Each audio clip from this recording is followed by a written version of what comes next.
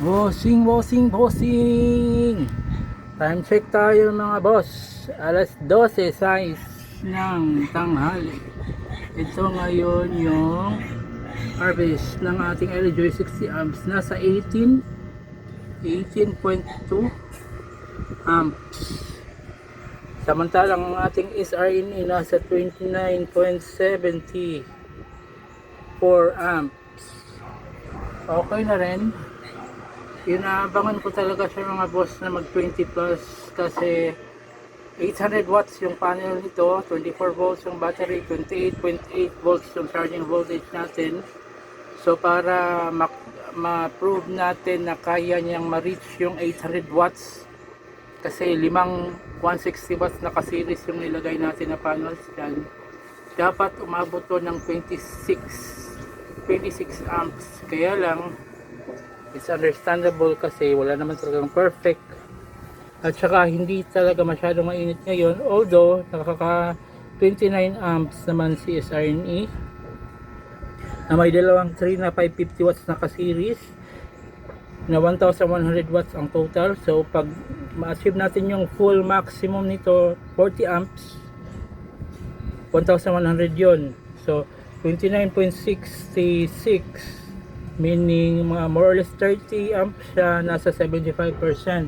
So 75% ng 26 or 27, lagay na natin 28. So kung 28 kalahati ng 28, 14, 7, so 7, 21. Dapat 21 ang ano nito, 75%, pero nasa 18 amps siya. 18 amps. Sige lang, hintayin natin sana ma-reach yung 21 or 27, 28, gano'n. Yun talagang hinintay natin mga bossing.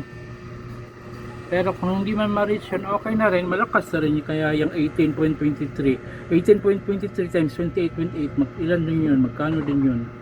Almost ano na yan, 280, mga more or less 600 watts. Kasi 28.8 times 18.26,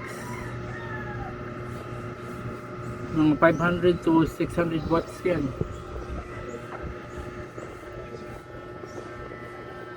Lakas na rin yan. Tapos ito 75% ng 111, mga nasa 700, 800 watts. Combine natin yan, lagay natin na 600 to, tapos ito 800. 600 plus 800, 1,400 watts na pumapasok sa ating battery. Hindi na masama yun mga boss, diba? Hindi na masama.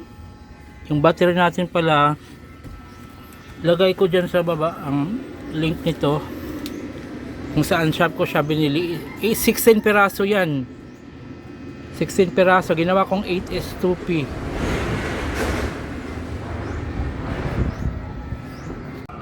Hello guys, tignan nyo guys, may ginawa tayo bago na naman. Tignan nyo, diba dito natin nilagay yung handtek. Tignan nyo kung saan sa handtek ngayon. Doon na sa dulo, yan na si handtek. Tatlong Buska 160 watts, Buska 240 watts, handtek 160 watts. Bakit nandun na siya ngayon? Kasi pag umaga kasi guys, ito yung east dito, nasatakpan siya mga 10 PM at 10 AM. Saka pa lang kasi yan ang shadow ng puno na yan, star apple na matagal na yung puno na yan, dito yan, nakashadow yan dito. So natatakpan yung handtek dito mga 7 AM hanggang 10 AM. Wala siyang harvest, tatatakpan siya or sobrang hina, 1-2 amps ng ganun. Pero pag doon siya umaga pa lang mga 7, hindi nag-harvest na siya kasi nasisinagan na siya ng araw. Kasi doon kasi ang araw mag-umpisa doon. Tapos papunta doon ngayon nandun. So Doon, ganyan-ganyan ang araw dyan, ganyan. Sa doon. Tapos, yan. Lagi na yung nasisinagan. Tapos, ang ginawa pala natin, yan, 1, 2, 3, 4, 5. Limang panels na 160. Siniris ko na yung 5 na yan. Tapos, ang ginamit natin na solar charge controller is yung bago natin na 60 amps ng Elejoy. Diba ang original plan natin, nung share ko sa inyo, original plan ko noon is ito, 60 amps na yon. Itong dalawang tray na 550 watts ko, dalawa to 550 watts, dadagdagan natin ng isa pang 550 watts na, basta kahit anong brand, basta 550 watts. Tapos yon ang gagamitin natin na solar charge controller. Tapos yung yung gumagana nito ngayon, yung SRNE 40 amps, SRNE 40 amps, yun yung gagamitin natin dito. Pero sa ngayon wala pa, kasi hindi pa dumating, or hindi pa tayo nakabili ng isang 550 watts. So stay put lang muna tong original na SRNE 40 amps sa dalawang to. Tapos yung 60 amps ginamit ko muna dito. Tinry ko na itong itong 5 i-series ko. Kasi pag 5, mas malaking voltage. Same lang yung current, mas malaking voltage. Tapos since step down naman, yun, mako-convert niya into malaking watts. So ito, bali considered pala to 1, 2, 3, 4, 5. Considered to na 5 160 watts. Kasi di ba nag-iisang 240 watts lang yun. So parang mahihila yung capacity niya sa kung ano yung pinakamababa. So since 160 watts yung apat, tapos siya to 40 watts, mako-consider siya as 160 watts. So bali 5 160 watts na siya na naka-series. 160 times 5, that's 800 watts. 800 watts. So since 24 volts yung battery natin, 28.8 volts yung charging voltage na ginamit natin, dapat siya 27.77 para ma-reach yung 800 watts. Yun kung perfect or itutok yung araw. Kasi itong dalawang tray na to 550 watts, nakailang na ako nito nakailang 40 amps talaga ako nito sa SRNE 40 amps natin yung nare-reach niya talaga yung maximum talaga na 40 amps. Pero hindi naman araw-araw ganun. May mga araw na like pag ganyan, yung pag ang araw is like makikita nyo ngayon ang araw, malakas ang sinag ng araw, di ba? Pero hindi siya clear sky. Parang may haze, parang may lace or haze na nakatakip pa sa sa temperature or sa weather natin. So hindi siya clouds na ganyan, mga clouds ganyan.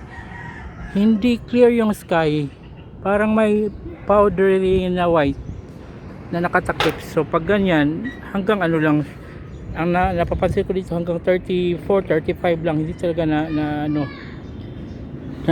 achieve yung 40 amps. Pero pag yung clear sky talaga, na yung makikita mo talaga yung clear yung sky, tapos tutok talaga, walang clouds, yun, mag 40 amps talaga yan.